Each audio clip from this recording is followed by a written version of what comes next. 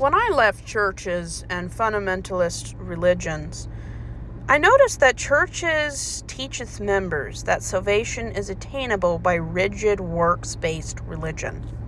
If you've ever read Pilgrim's Progress, you notice that there are different kinds of people who try to get to the celestial city. Some people try to get there on works, like Mr. Legality. People try to scrape by thinking that they'll get in on their good deeds. I think that's the person's name just went out of my head. Obstinate. There are people who get there because they have the beliefs. I think that's more hopeful, faithful, and Christian. But at the end of the day, if you believe that your salvation is attainable by works, that's not what the Bible says. The Bible says salvation is not by works. It's not about legality. It's not about rules. It's about belief. And even though I'm an atheist, I don't believe in God. I don't believe in Jesus. Don't believe in any religion, whether it's a belief system like Wicca or a very high control patriarchal religion like Judaism or Islam. I just don't believe in it. I don't judge people that are into it as long as you do no harm and it makes your life better and you're not taking away other people's rights. I don't care what you do. But if your salvation hinges on how well you perform, no wonder people try to outdo each other with how much they give for very little in return. Christianity is all about performance. It's all about how you measure up. When you believe that your salvation hinges on how well you perform, the relationship is very similar to a parent who forces their kid to earn their love. It's very conditional. And if you've ever grown up with a narcissistic parent, you're very well aware that they force you and pit siblings against each other to outdo each other, to gain the most love, respect, and support from their parent. If your whole relationship with God, salvation, and all of that hinges on how well you perform, that's not salvation or even grace. That's legalism, Mr. Legality, according to Pilgrim's Progress. How many of those characters died, got lost, or went to hell in the narrative because they could not get it through their thick heads? Even if you're on the right road, even if you believe there's a God, that doesn't get you to heaven. And now that I'm not a Christian anymore, I don't believe that you have to believe one God out of 10,000 gods. There's no way that one God is right and 9,999 other gods are false. Common sense would say if there's 10,000 of something, none of them are real. Because they all say the same thing about other religions. We're right, you're wrong. And when a specific religion that has the most followers in North America is so complex where nobody can agree with each other, and how you're viewed and what you have access to depends on being perfect, which is why a lot of kids who grow up and are still in religion or even escape religion develop what professionals, therapists would call OCD, or religious obsessive compulsive disorder. You have to be perfect. There's no room not to be perfect in religion. If you're not perfect, you lose everyone's respect, support, love. Love is conditional in religions. You change the way you believe, you lose all of your support, all of the love, all of the warm feelings, warm environment. It evaporates. my parents may not have, what's the word I'm looking for, disowned me, but they absolutely refuse to ever talk about anything that isn't Christian. And it's sad because they couldn't go an hour when I was a child without making it about Jesus. And, I mean, if that's what you're into, I guess fine, but have some boundaries. I mean, not everything you talk about, watch, or get involved in has to be about your beliefs. And if your beliefs are your entire personality, that's not healthy. I mean, there's a really bad stereotype out there that people in the LGBTQIA community make it their entire personality. You don't want to make it your entire personality. And yeah, Christians is a personality.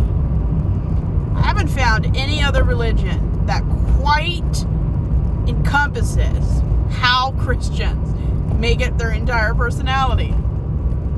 There's a reason why they call certain people Jesus freaks. You don't want the way you believe to be your entire personality. And if your beliefs hinge on you never changing, questioning, or having doubt, that's not healthy at all. And when you're in a works-based religion, especially if you're in the Nazarene, Assembly of God, Seventh-day Adventist, any of the extremely legalistic, I mean, as far away from progressive, liberal Christianity as humanly possible, all of these places, all of these churches that adhere to a very old Southern version of Christianity, they're very legalistic. Pentecostal, very legalistic. And now I'm not saying every church is. I'm saying mainstream is extremely legalistic. And if you've been raised or experience it, it's taken my mom 70 years to try and get out. She still hasn't gotten out in the psychological, mental, emotional state. It won't let you go. Because legalism is a disease. I'm just glad my future, my eternity, and my day-to-day life doesn't hinge on which of the 10,000 gods I view as having a shred of reality. And if there's 40,000 denominations and hundreds of biblical translations, you've just lost all semblance of my respect. Christians are supposed to be united. 40,000 denominations over, hundreds of biblical translations. You want to be taken seriously? Stop fighting among each other. All the denominations broke off from, I believe, all other denominations because somebody could not worship in a way that didn't fit them like a shoe. And at the end of the day, religion is exhausting. You're not good enough, or you're too good, and you make everyone else look bad, and then you get prideful and make everyone else miserable or uncomfortable. And then, when you're not good enough, you internally self-hate yourself. I've done it. I've been out of Christianity. Next month will be a year. And I still internally hate myself because of internalized homophobia, low self-esteem. Christianity does not make you think well of yourself. And if you're lucky to be in a progressive, liberal, religious denomination that's different, good for you. But if you're into Baptist, evangelical fundamentalism, Calvinism, you're probably not in the grace part. Now, Calvinism does have some grace in there, but it's pretty dark. I've never seen dark Christianity like Calvinism. And if your entire salvation hinges on the works that you do, that the goalpost is always moved, you can't ever match up. And if you even get close, they move the goalposts so you can't meet the standard. It's impossible. They don't want you to.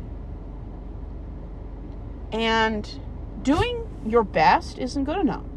Doing your best sends you to hell. That's what Christians believe.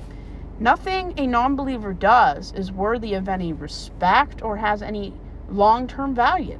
That's how Christians see non-believers who do good things in the world.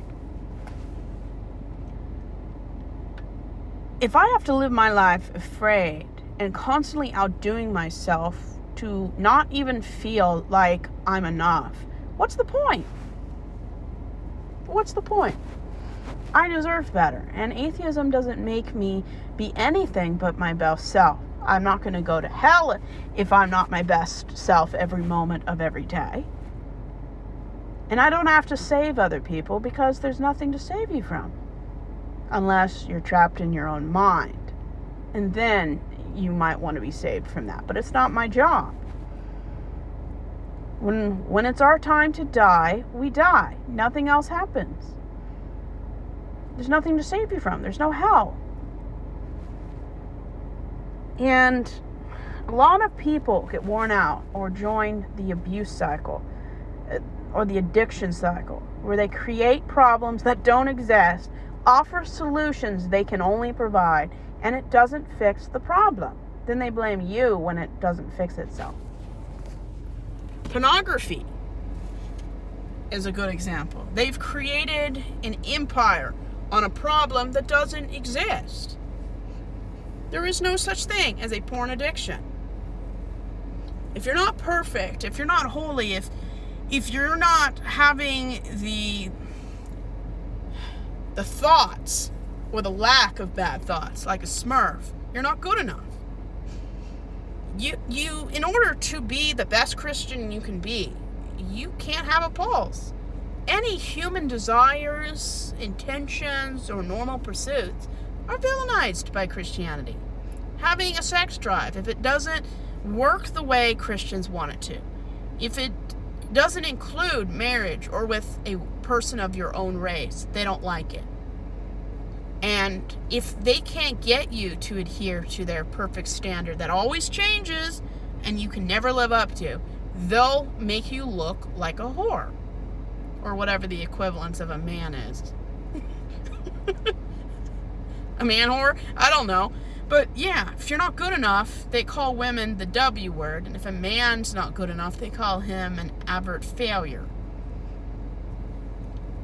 You don't have to live by an impossible standard to have unconditional love, acceptance, and a place in a safe environment. And if you have to jump through this many hoops in order to feel loved and constantly lose that because it hinges on how perfect you are, that just sounds exhausting to me. It really does. It sounds exhausting. And I don't know why anyone would do it. I kind of know why. Because their destiny, their future, their eternity hinges on how perfect they are. It's exhausting.